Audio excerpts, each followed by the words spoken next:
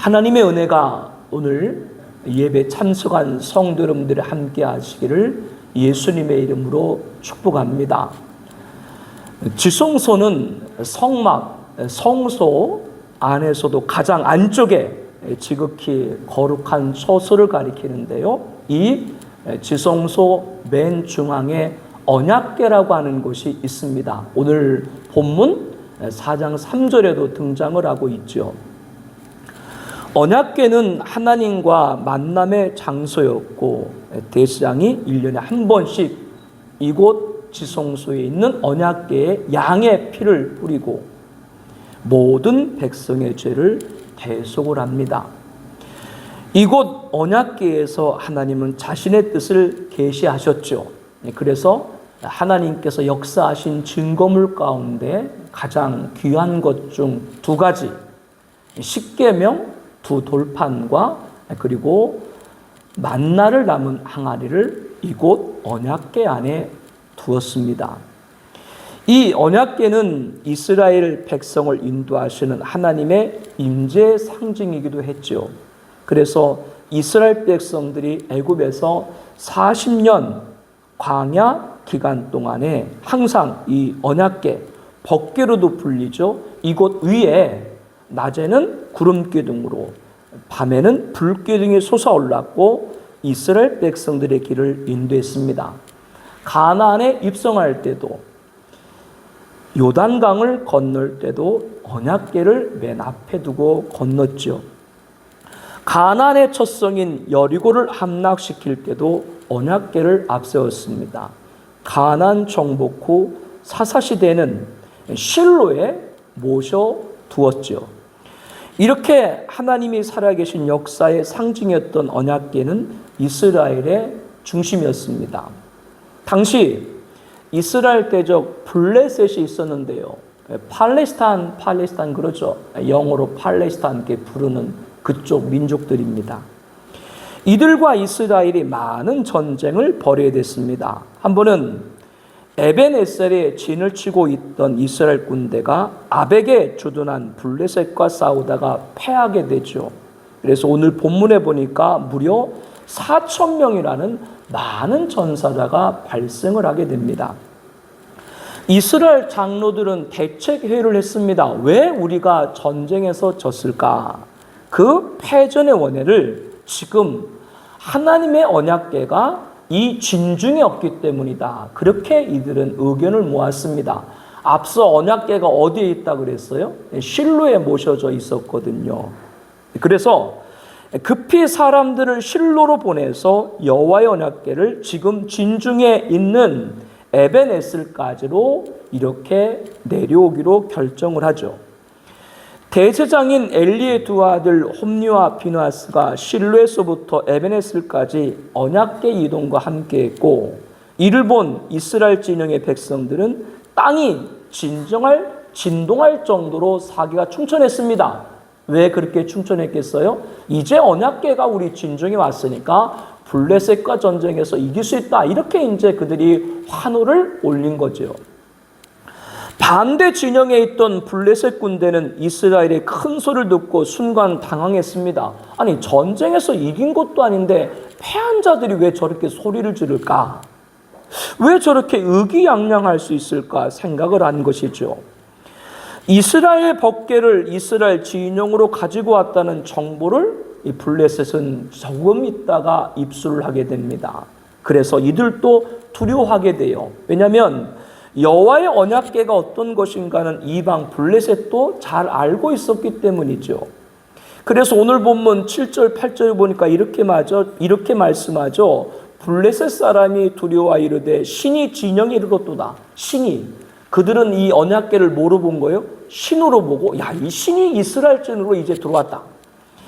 우리에게 화로다. 전날에는 이런 일이 없었는데, 우리가 어제 전쟁 이길 때는 이 신 언약궤가 없었기 때문에 이겼는데, 야, 이제는 우리에게 화다. 누가 우리를 능한 신들, 그들이 말하는 하나님을 그렇게 부르는 거죠. 블레셋이 그렇게 지금 말하는 거예요. 건지리요, 그들은 광야에서 여러 가지 재앙으로 애굽을 친 신들이라. 즉 이스라엘이 믿는 하나님을 누구도 애굽의 모든 바로와 그 강대한 군사도 이겼다는 걸 이들도 잘 알고 있었던 거예요. 이렇게 블레셋도 지난 역사 가운데 이스라엘이 언약궤를 가지고 지나가는 곳마다 대적들을 물리친 사실을 익히 알고 있었습니다. 그런데 블레셋은 이러한 상황에서 후퇴한 것이 아니라 전격적으로 진격하기로 결정합니다. 죽느니 차라리 싸워보자라고 하는 것이죠. 그래서 본문 9절에 너희 블레셋 사람들아 강하게 되며 대장부가 되라. 너희가 히브리 사람의 종이 되기를 그들이 너희의 종이 되었던 같이 되지 말고 대장부같이 싸우라. 이 블레셋 사람들은 야 우리가 히브리 이스라엘을 가리키는 거죠. 저들의 종이 되느니 차라리 대장부같이 싸우다가 죽으면 죽자. 이렇게 블레셋 사람들이 결의를 다진 거예요. 결과가 어떻게 됐을까요? 블레셋 사람들이 쳤더니 이스라엘이 패하여 각기 장막으로 도망하였고 살육이 심히 커서 이스라엘 보병이 엎드린 자가 3만 명이었으며 전쟁에서 이스라엘은 대패하게 됩니다.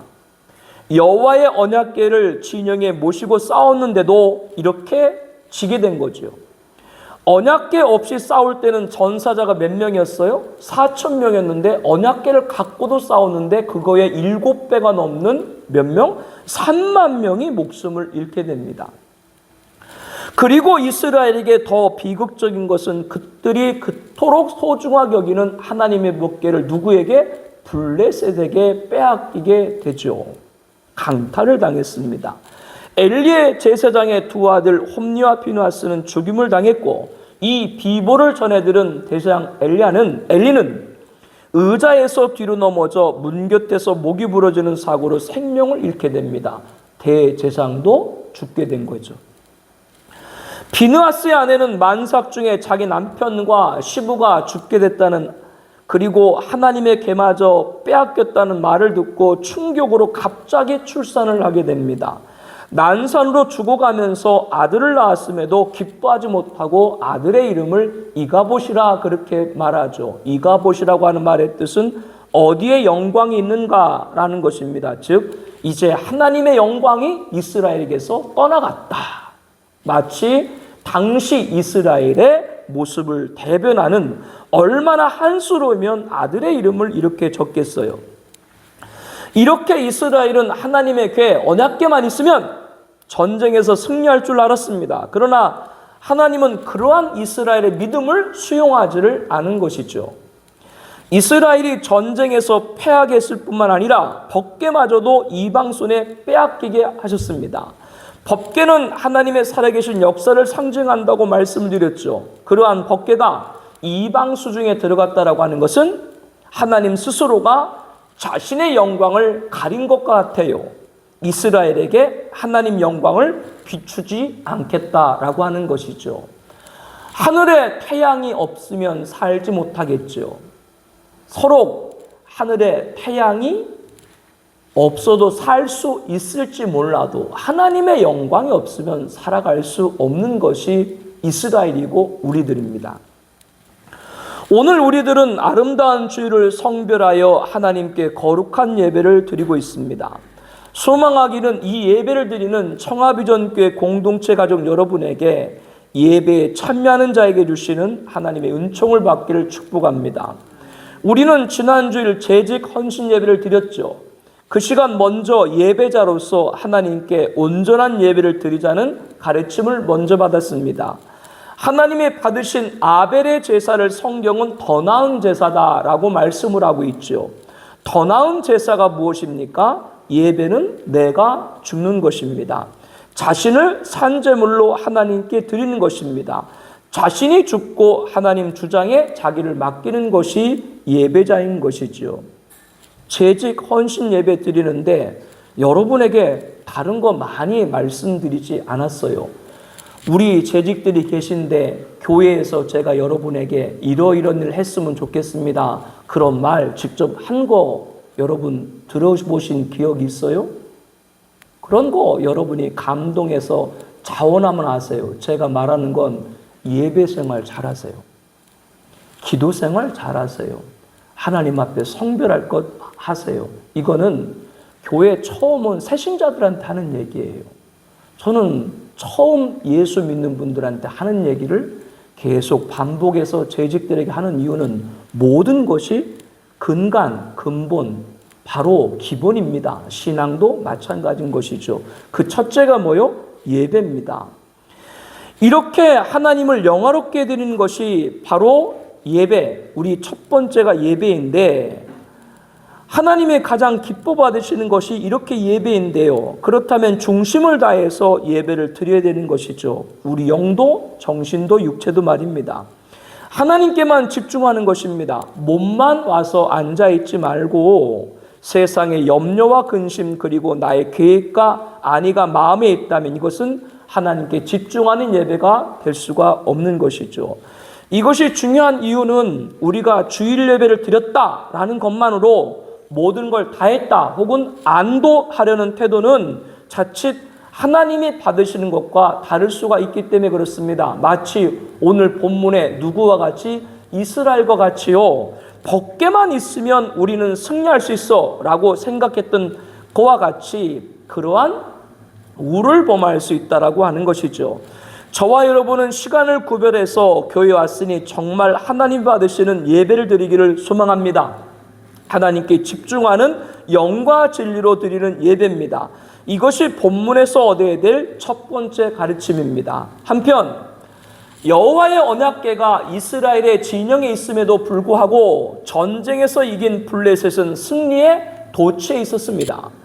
자신들도 이스라엘이 여호와의 언약궤를 가지고 있을 때 애굽에서 해방돼서 광야에서 그리고 가나안 정복에서 승승장구했던 사실을 잘 알고 있었거든요.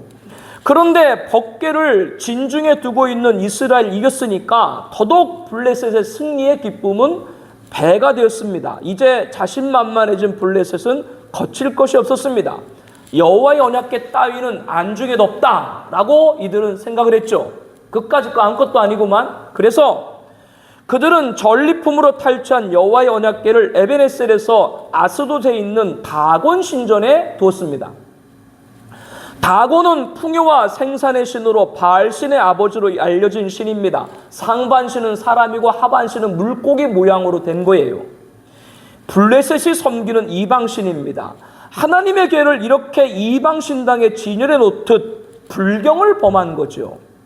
다음날 아침 다곤 신전을 찾은 블레셋은 경악을 했습니다. 이 다곤 신장이 머리가 거꾸러져 가지고 법궤 앞에 완전히 엎드려져 있는 거예요.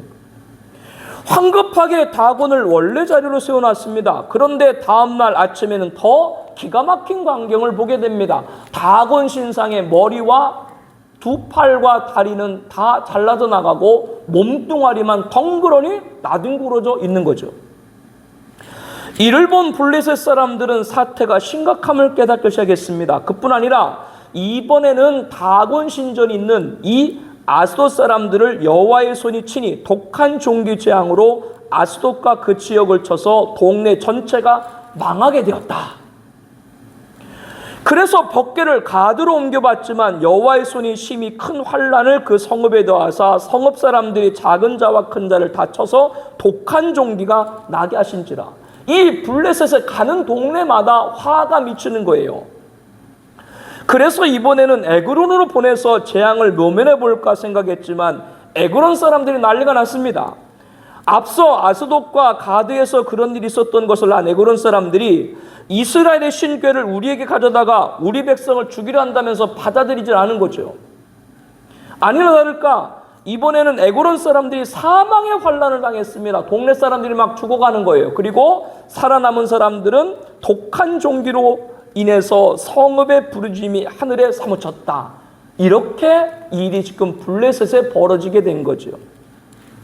갖지 말아야 될 것을 가지게 되면 이러한 비극이 찾아옵니다. 성도는 하나님의 은혜로 받은 것과 인간의 탐욕으로 받은 걸 잘 구분할 줄 알아야 돼요. 정권이 들었을 때마다 과거의 적폐를 청산한다라고 합니다. 이전에도 지금도 그와 같은 일들이 벌어지고 있죠. 이를 지지하는 분들은 시간이 걸리더라도 끝까지 가서 깨끗이 털어버리고 새로운 국가를 건설하자. 반대쪽에서는 이렇게 계속되면 정치 보복이니 어느 선까지만 하자고 합니다. 거기에 대해서는 서로 입장 차이가 있기 때문에 누가 옳다라고 할 수가 없는 것이고요. 정황상 의심되는 부분 빼고 정확히 팩트로 드러난 사건들을 보고 말할 때 대부분 다 탐욕이 원인입니다. 누구를 지목해서 말하는 것이 아니고요. 나라의 지도자들이 국록을 받아야 되는데 국록받은 보수에 만족하지 않고 그 이상을 벌고자 하는 것이죠. 세례 요한은 이스라엘을 권력으로 압제하던 로마 군병들에게 사람에게서 강탈하지 말며 거짓으로 고발하지 말고 받는 급료를 족한 줄로 알라 이렇게 외쳤습니다. 족한 줄 모르고 자기 것이 아닌 것을 자기 것으로 하다가 어려움을 겪는 것이죠. 저와 여러분들은 신년을 맞아서 물질적인 부분을 놓고도 많이 기도를 하고 있죠. 기도 안 해요? 나는 부자 되는데 싫다고 하는 거 우리 교회 성도밖에 못 보네. 아니 부자 싫어요? 그러나 인간의 욕심으로 얻어지는 것이 아니라 하나님의 은혜로 받는 것이 되길 축복을 합니다. 아브람 알죠? 자기 조카를 구하려다가 그 조카가 사는 동네 소돔 사람들을 무찔렀던 대적을 아브람이 대신 무찌르고 조카 롯을 구출해 오자 보니까 소돔 동네 사람까지도 다 구출해 오니까 소돔 왕이 너무나 좋아서 아브람에게 자기 성읍에 있는 좋은 것들을 아브람에게 드리죠. 그런데 아브람이 뭐라 그랬어요? 내가 네 것 받았다가 이방 사람들한테 부자 될까? 그런 말 듣고 싶지 않다. 나는 하나님에게 받겠다라고 얘기하고 소돔왕 이방 신이 주는 것은 아예 받지도 않았죠. 왜냐? 개는 토설할 걸 먹지만 사람은 그렇지 않기 때문이죠. 사랑하는 성도 여러분들, 탐욕으로 채워지는 것이 말로가 어떤 것인가를 지금 우리나라는 너무나도 잘 보고 있습니다. 얼마 전에 돌아가신 두 전직 대통령 계신데 죽어서 묻힐 땅이 없어. 아직도 집에 있어 납골로. 왜? 여기저기서 그 사람 와서 매장하는 거 원치 않아요. 얼마 전 두 분은 특별 사면으로 나오셨는데 그분들은 대통령이란 지위도 다 잃어버렸어요. 역대 대통령 가운데 성한 사람이 없어. 뭐 거기에 대해서는 여러 가지 얘기를 많지만 이 모든 걸 통해서 우리들에게 깨닫게 하시는 것은 뭡니까? 욕심으로 챙긴 것은 갖고도 제 것으로 쓸 수 없는 이도 저러도 못하는 애물단지가 된다는 걸 알아야 돼요. 아니 자기의 그 귀한 자리 다 명예 잃어버리고 그 부를 챙기면 도대체 그 부를 갖다가 뭐 하려고 할까? 우리들은 잘 생각을 해야 됩니다. 하나님의 은혜로 받는 우리 가정과 기업 그리고 교회, 이것이 본문을 통해서 얻어야 될 두 번째 가르침입니다. 저와 여러분은 부자가 되기를 소망하는데 부자가 되어도 하나님 은혜로 부자가 되기를 축복합니다. 다급해진 블레셋은 모든 방백을 모으고 야, 이스라엘 신에게를 원래 있는 이스라엘로 돌려보내자, 이렇게 이제 그들이 회의를 했어요. 이렇게 의견을 모으고도 무언가 캥기는 게 있었던지 자기들 나름대로 이방신에게 제사 드리는 속건제로 자기들 나름대로 속건죄를 드렸어요.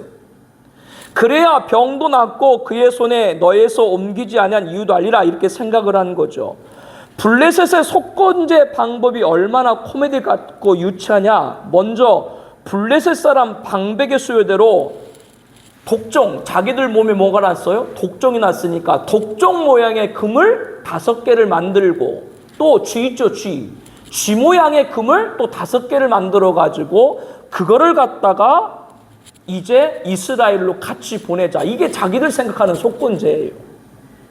왜냐하면 너희의 독한 종기 형상과 땅을 해롭게 하는 쥐의 형상을 만들어 이스라엘 신께 영광을 돌리면 하나님 손에 블레셋과 블레셋 신들을 해하지 않을 것이라 생각을 한 겁니다. 그렇게 독종 모양의 금 5개와 쥐 모양의 금 5마리를 하나님 앞에 드리면 블레셋의 화를 당하지 않을 거다, 이렇게 자기들 나름대로 생각을 한 거죠. 그리고 새수레를 만들고 한 번도 멍에를 메어보지 아니한 젖나는 소 2마리에게 벗개를 싣고 그 곁에 속건제를 아까 말한 금으로 만든 물건을 담은 상자를 두어서 이스라엘 땅 벳세메스로 돌려보도록 했습니다. 그리고 어떻게 돌려보냈느냐?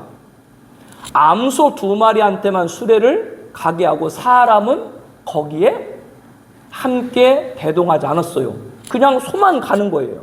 그래서 자기들 나름대로는 소만 보냈을 때 이것이 곧장 이스라엘로 가면 야, 우리 블레셋에 당한 화가 정말 하나님이 치신 것이고, 이 암소가 벳세메스로 곧장 가지 못하고 이리저리 방황하면 그냥 우연히 우리 블레셋에게 독한 종기 같은 화가 당했을 거다. 이렇게 자기들이 생각한 거예요. 그러면 사람을 대동하지 않고 보낸 암소 2마리가 어떻게 됐을까요?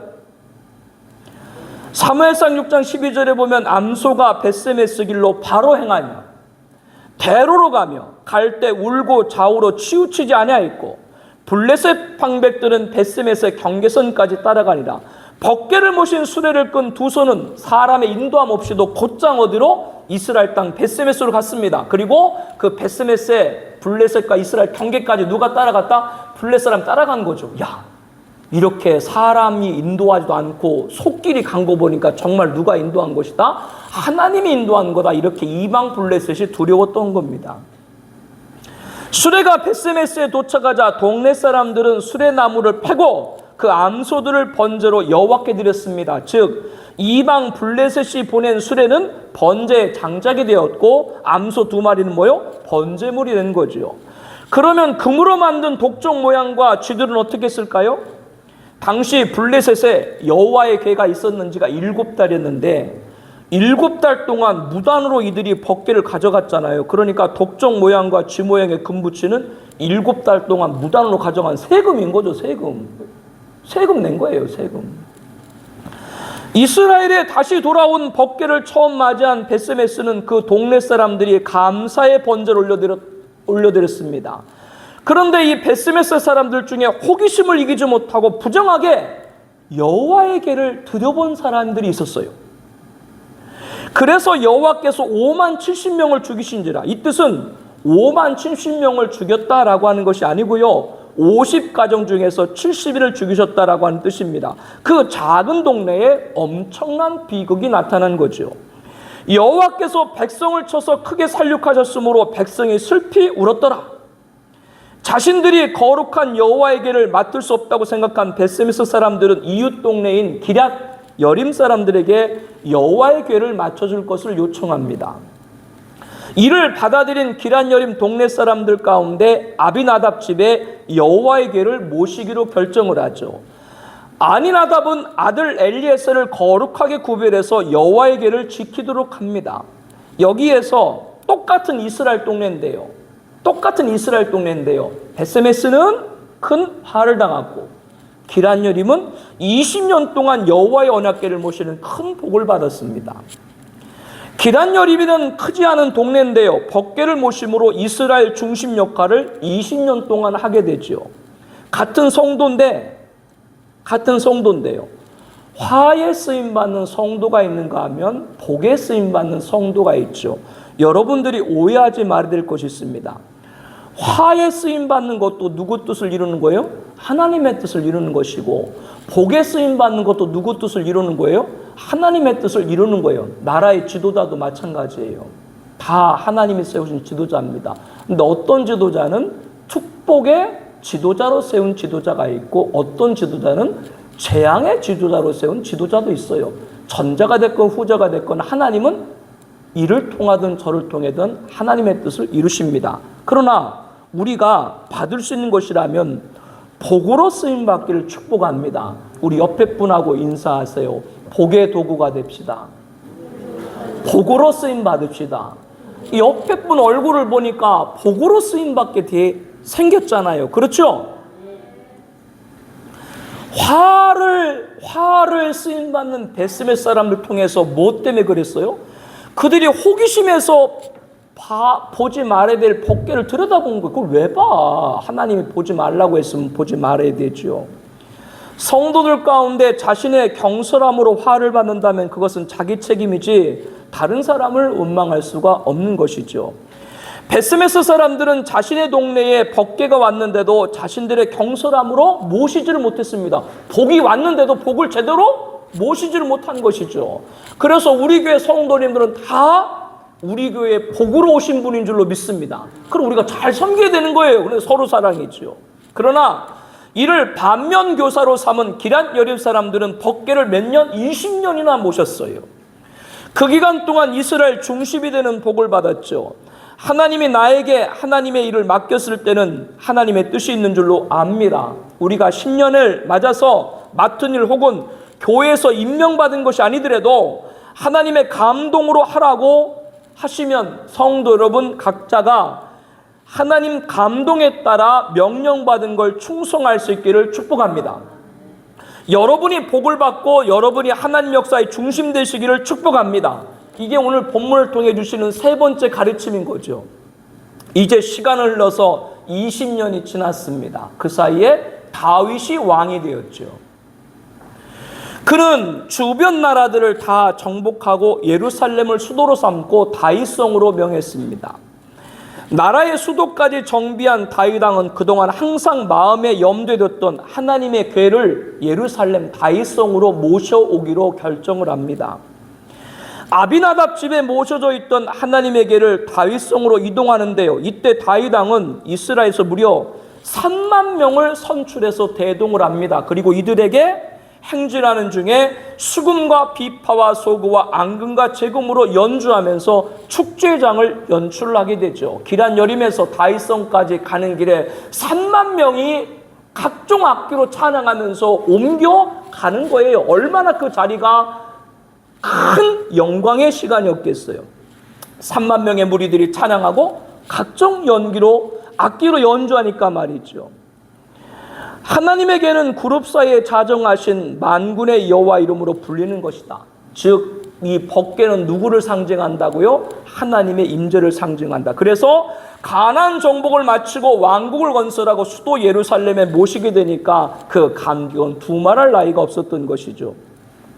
법궤를 이동하는 중에 낙원 타작 마당에 이르러서 소들이 어떤 일인지 갑자기 소들이 뛰기를 시작했어요. 그래서 수레를 끌던 아비나답의 아들 우사와 야오중 우사가 법궤가 떨어지지 않도록 법궤를 잡았습니다. 근데 그 자리에서 하나님의 진노하심으로 하나님 궤 곁에서 이 우사가 죽임을 당하죠. 이 또한 좀 우리가 이해가 안 되죠. 법궤가 떨어질 것 같아서 법궤를 잡았는데 죽었다. 이게 좀 이해가 좀 안 됐잖아요. 근데 이 법궤라는 건 당시 성경에는 누구만이? 성별된 레이자손만이 손을 댈 수 있었기 때문에 이러한 일을 당했다. 그렇게 유추할 수 있습니다. 어떤 분은 강단이 법궤라 그러는데 이거 법궤 아니에요. 여기는 세례 받으면 누구나 다 올라오는 곳이에요. 그냥 마음껏 닦으세요. 괜찮아요. 닦아요. 이 사건을 목도한 다윗은 두려움이 엄습했습니다. 이거 여호와의 궤를 자신의 성으로 모시는 게 맞는가? 이렇게 이제 우려가 된 거죠.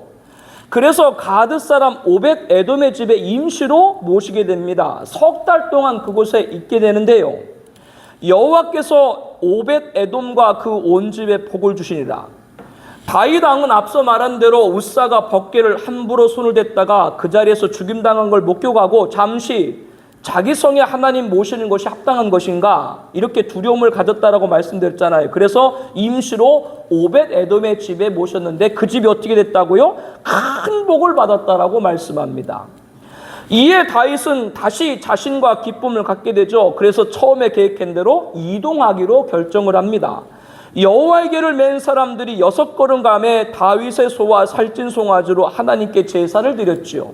6걸음을 내드려도 아무 일이 없음을 보고 하나님께서 이 법궤를 이제 다윗성으로 이동해도 된다라고 하신가 보다. 이렇게 하고 자신 있게 다윗성으로 모시고 가게 됩니다. 그리고 감사의 춤을 추게 되죠. 얼마나 감사했든지 우리 사무엘하 6장 14절 15절 말씀을 함께 보겠습니다. 다윗이 여호와 앞에서 힘을 다하여 춤을 추는데 그때 다윗이 배 에봇을 입었더라. 다윗과 온 이스라엘 족속이 즐거이 환호하며 나팔을 불고 여호와의 궤를 메우니라. 너무나 감격스러운 나머지 어린아이같이 뛰며 춤을 춘 거죠. 그런데 이때 말씀을 보면 다윗이 춤을 추는데요. 그 입었던 옷이 뭐요? 배옷. 이 배옷이 뭐냐면 일종의 반바지 같은 치마로 생각을 하시면 돼요. 그러니까 춤을 출 때마다 그 옷이 위로 올라갔을 것이고 그 순간 보지 말아야 될 걸 보일 수가 있겠죠. 민망스러운 장면이 연출될 수가 있었던 겁니다. 왜냐하면 당신은 오늘같이 속옷이 없었거든요. 그런데 다윗은 창피한 줄도 모르고 춤을 췄습니다. 다윗은 당시 주변국을 섬멸하고 그들로부터 조공을 받을 정도로 강대한 왕국을 건설했습니다. 그러나 장방왕 모양으로 가로 122cm, 세로 76cm, 높이 76cm밖에 안 되는 법궤는 그가 함부로 대할 수 없다는 걸 알았죠. 그런데 이 법궤를 이제 자기 성으로 모셨으니까 얼마나 기뻤겠어요. 왜? 이제 하나님을 온전히 더 제사를 바로 드리셨으니까 기뻤겠죠. 그래가지고 이렇게 어린아이같이 기뻐하면서 뛰었던 겁니다. 사랑하는 성도 여러분들, 자녀가 좋은 대학 입학할 때 얼마나 기쁘세요? 너무나 예쁜 자부, 능력 있는 사위를 맞이할 때 얼마나 기쁘세요? 사업이 형통해서 물질이 활짝 열렸을 때 얼마나 기쁘세요? 가족 모두가 인과기도에서 함께 예배하게 될 때 얼마나 기쁘세요? 이러한 모든 은혜가 있기를 축복합니다. 그리고 그러한 모든 기쁜 일이 있을 때 하나님께 어린아이처럼 기뻐 영광 올릴 수 있는 저와 여러분 되길 축복합니다. 이것을 잊지 말아야 돼요. 올해 이러한 역사가 있기를 꼭 축복합니다. 모든 것이 다 응답받아 부족함이 없어도 하나님 앞에는 누구와 같아야 된다고요? 어린아이같이 돼야 된다라는 말은 무슨 뜻이라고요? 하나님께 영광 올리는 걸 잊지를 말아야 돼요. 이게 오늘 본문 네 번째 가르침입니다. 그런데 다윗이 하나님에게를 다윗성에 모실 때 이렇게 기뻐하는 것과 달리 그의 아내 미갈은 다윗을 조소했습니다. 사무엘하 6장 16절 말씀을 볼게요. 여호와의 궤가 다윗성으로 들어올 때 사울의 딸 미갈이 창으로 내려보다가 다윗 왕이 여호와 앞에서 뛰놀며 춤추는 것을 보고 심중에 그를 업신 여기니라. 미갈이 다윗의 아내이면 왕비잖아요. 왕비 신분이던 미갈은 남편이며 왕인 다윗이 하나님에게를 모시고 다윗성에 들어오자 나가보지도 않고 다윗이 아이같이 춤추며 뛰는 것을 뭐라고 생각을 한 거예요? 채통머리 없다 이렇게 생각을 한 거죠. 그래서 심중에 마음속으로 비웃었다. 하나님에게가 들어오면 들어오는 것이지 왕이 되어서 저렇게 추태를 부릴 수 있느냐? 아마 이렇게 생각을 미갈은 한 것 같아요. 미갈의 다윗을 향한 비아냥거림은 심중으로만 끝난 것이 아닙니다. 우리 함께 사무엘하 6장 20절 말씀 보겠습니다. 다윗이 자기의 가족에게 축복하러 돌아오매 사울의 딸 미갈이 나와서 다윗을 맞으러 이르되 이스라엘 왕이 오늘 어떻게 영화로우신지 방탕한 자가 염치 없이 자기 몸을 드러내는 것처럼 오늘 그의 신복 계집의 종의 눈앞에서 몸을 드러내셨도다. 다윗은 법궤를 성에 모신 후에 자기 집에 들려가지고 가족들을 축복하려고 했어요. 그런데 그를 맞이한 미갈이 뭐라 그러는 거예요? 이제는 공개적으로 이스라엘 왕이 오늘 어떻게 영화로우신지 방탕한 자가 염치 없이 자기 몸을 드러내는 것처럼 오늘 그의 신복 계집종 눈앞에 몸을 드러냈도다. 그러니까 아까 말한 대로 자기 하체가 보이는 것도 모르고 그렇게 뛰어서 되겠느냐? 이렇게 지금 공개적으로 비판을 하는 겁니다. 사무엘하 6장 21절 23절 말씀을 이어서 함께 보겠습니다. 다윗이 미갈에게 이르되 이는 여호와 앞에서 한 것이니라. 그가 내 아버지와 그의 온 집을 버리시고 나를 택하사 나를 여호와의 백성 이스라엘 주권자로 삼으셨으니 내가 여호와 앞에서 뛰놀리라. 내가 이보다 더 낮아져서 스스로 천하게 보일지라도 내가 말한 바 계집종에게는 내가 높임을 받으라 한지라. 그러므로 사울의 딸 미갈이 죽는 날까지 그에게 자식이 없느니라. 다윗은 자신이 이스라엘 주권자로 삼으신 하나님께 찬양드리면서 기뻐 뛰노는 것은 마땅한 것이다 이렇게 말하고 있는 거예요. 그러나 나를 천시 여긴 당신은 나를 천시 여긴 것보다 더 천해질 거다 이렇게 지금 얘기를 하고 있는 겁니다. 그로 인해서 미갈은 평생 동안 자녀를 낳을 수 없게 됩니다. 마땅히 할 바를 못한 미갈은 자신이 비난한 그대로 자신이 비루하게 된 거죠. 이것은 다윗이 화를 발한 저주가 아닙니다. 다윗은 왕이며 선지자입니다. 그는 선지자로 하나님을 말씀을 예언한 거예요. 다윗을 모욕한 미갈은 누구를 사실상 모욕한 것 같아요? 다윗이 모시고 온 하나님의 임재 상징인 법궤, 즉 하나님을 조롱한 것과 같은 거예요. 미갈은 다윗의 아내고 왕비입니다. 그녀는 여호와의 언약궤가 다윗성에 오기까지 자기 공로가 하나도 없어요. 자기가 뭐 고생한 거 있냐? 그냥 집에서 나와가지고 마중하고 함께 줄구하면 되는 거예요. 그런데 빼꼼히 창문으로 얼굴만 내밀고는 다윗의 뭐를 봤어요? 흉을 본 거죠. 이런 미갈이 되어서는 안 될 줄 압니다. 다윗이 아비나답 집에서 오벳 에돔 집을 거쳐가지고 다윗성으로 이동하는 과정에 미갈은 함께하지 못했죠. 여기 말씀을 잘 새겨야 돼요. 함께하지 못했죠. 다윗이 그처럼 어린아이같이 기뻐 뛰고 춤추는 그 감격을 미갈은 체험하지를 못했죠. 성도 여러분, 교회 공동체 기도 제목에 함께 참여하기를 축복합니다. 함께하지 못한 미갈처럼 돼요. 자기는 한 것도 아무것도 없어. 그럼 다윗이 올 때 뭐만 하면 돼요? 같이 축하하고 줄구하면 돼요. 아니 그것도 못해? 왜 분위기가 이렇게 돼요? 아니 같이 줄구어도 못하냐고. 좋은 일이에요. 오늘 저는 여러분과 함께 실로에 있던 이 법궤가 다윗성까지 옮겨지기까지의 과정에 관해서 함께 말씀을 나눈 거예요. 똑같은 법궤를 모셨는데 그 법궤를 모신 개인과 민족은 다 달랐죠. 우리 함께 기도하겠습니다. 앞에 기도 제목을 보면서 오늘 말씀을 또한 정리하기를 원합니다. 이스라엘은 어떻게 생각했어요? 법궤만 있으면 승리하겠지라고 생각했죠. 그러나 실패했죠. 예배만 드리면 되겠지. 안도를 버려버리고 성별해서 하나님이 받으시는 예배를 드리는 예배자가 되게 하여 주시옵소서. 첫 번째 기도합니다. 블레셋은 법궤를 이방 신전에 놓는 불경을 범했죠. 그러다가 어떻게 됐어요? 큰 화를 당했죠. 같이 말해야 될 것을 갖는 자가 되지 말고 하나님의 은혜로 받는 자가 되게 하여 주시옵소서. 같은 이스라엘이지만 법궤를 맡은 벳세메스는 경솔함으로 화를 당했지만 기란여림은 복을 받았죠. 나의 직분에 충성으로 복을 받게 하여 주시옵소서. 기도합니다. 다윗은 천하를 지배한 것보다 법궤를 모신 것에 더욱 기뻐하면서 누구같이 춤을 췄어요? 애들같이 춤을 췄죠. 너무나 기쁘니까. 하나님 앞에는 애들 같은 거예요. 우리가 모든 것에 다 응답받고 부족함이 없어도 하나님 앞에 어린아이같이 되게 하옵소서. 하나님 앞에 어린아이같이 된다는 건 뭐예요? 모든 영광을 하나님께 올려드리는 거예요. 우리가 되길 기도합니다. 다윗의 기쁨에 함께하지 않았던 미갈을 보면서 우리는 뭘 함께 말씀을 나눈 거예요?